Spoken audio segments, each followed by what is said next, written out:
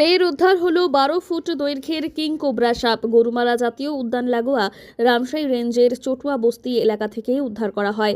এদিন স্থানীয় রাজেশ খারোয়ালের বাড়ির প্রাঙ্গণ থেকে কিং কোবরাকে উদ্ধার করেন এক সর্পপ্রেমী। একের পর এক কিং কোবরা উদ্ধারের ঘটনায় উদ্বেগ দেখা দিয়েছে পশুপ্রেমী সংগঠনের মধ্যে। গরুমারার জঙ্গল লাগোয়া একাধিক লোকালয় থেকে গত কয়েক বছরে প্রায় 50টি কিং কোবরা উদ্ধার করেছেন সর্পপ্রেমী নন্দু। জঙ্গলের ভেতরে কিং কোবরার বাসস্থানের সমস্যা থেকেই এই একের পর এক কিং কোবরা লোকালয়ে বেরিয়ে আসছে বলেই তাদের প্রাথমিক অনুমান। বন দফতরের উচিত দ্রুত সাপেদের ওপর পর্যবেক্ষণ এবং সমীক্ষা করা।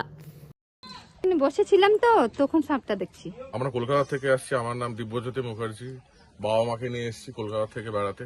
অস্বাভাবিক অনুভূতি, 14 ফুটের একটা কিং কোবরা দেখে খুব ভালো লাগলো। আর যেরকম ভাবে আপনারা ব্যাপারটাকে হ্যান্ডেল করলেন, প্রথম সজীব দেখলাম জীবনের প্রথম এরকম প্রাকৃতিক পরিবেশের মধ্যে। খুবই থ্রিলড এবং উত্তেজিত, আগে কখনো দেখিনি। এটা প্রথম লাইফের প্রথম এক্সপেরিয়েন্স এরকম ভাবে এত আপ ক্লোজ এন্ড পার্সোনাল। এখানে আমরা আপনারা যেরকম ভাবে হ্যান্ডেল করেছেন অসাধারণ, মানে অসাধারণ। এরকম আমি দেখিনি আগে। এরকম ভাবে আপনাদের First হ্যান্ডেল time. করতেও এই প্রথম দেখলাম। আজকে রামসাই এলাকা চটুয়া বস্তিতে রাজেশ খারওয়াল বাঁশঝাড়ে একটা কিং কোবরা সাপ দেখতে পায় সেখানকার বাড়ির লোক। তারপরে সেখান থেকে রামসাই মোবাইল স্কোয়াডকে খবর দেয়। রামসাই মোবাইল স্কোয়াড থেকে আমাদের কাছে খবর আসে। আমরা টিম নিয়ে ঘটনাস্থলে যাই এবং 1 ঘন্টার চেষ্টায় সেই সাপটিকে উদ্ধার করি। অনুমানিক এটা 12 ফিটের মতো হবে কিং কোবরা, তবে সাপটি সুস্থ ছিল, তাই আজকে গরুমারা জঙ্গলে ছেড়ে দেওয়া হলো। গত 2014-তে প্রথম আমরা কিং কোবরা সাপ উদ্ধার করি লাটাগুড়ি PWB বাংলোতে। এ পর্যন্ত আমরা 50টি কিং কোবরা সাপ উদ্ধার করতে সক্ষম হয়েছি। এর জন্য রামসাই মোবাইল স্কোয়াড এবং বন দপ্তরের পূর্ণ সহযোগিতায় আমরা সুস্থভাবে এই সাপগুলোকে উদ্ধার করেছি।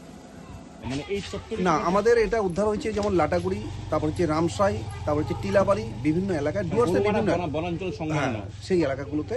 আর প্রত্যেকটা সাপে আমরা লোকালয় থেকে উদ্ধার করেছি। আজ থেকে বহু বছর আগে তো এদিকে কিং কোবরা দেখা যেত না, কিং কোবরা সাপটা এতদিন দেখা যায়নি।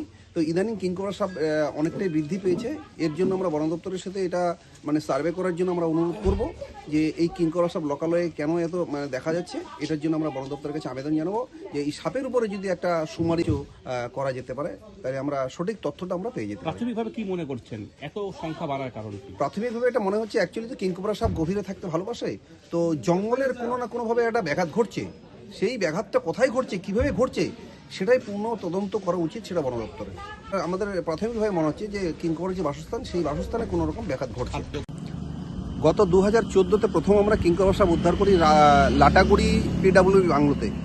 এ পর্যন্ত আমরা 50টি কিং কোবরা সাপ উদ্ধার করতে সক্ষম হয়েছি। এর জন্য রামসাই মোবাইল স্কোয়াড এবং বন দপ্তরের পূর্ণ সহযোগিতায় আমরা সুস্থভাবে এই সাপগুলোকে উদ্ধার করেছি। আজই খুলুন ব্যবসার নতুন দিগন্ত টি ডিলারশিপের মাধ্যমে।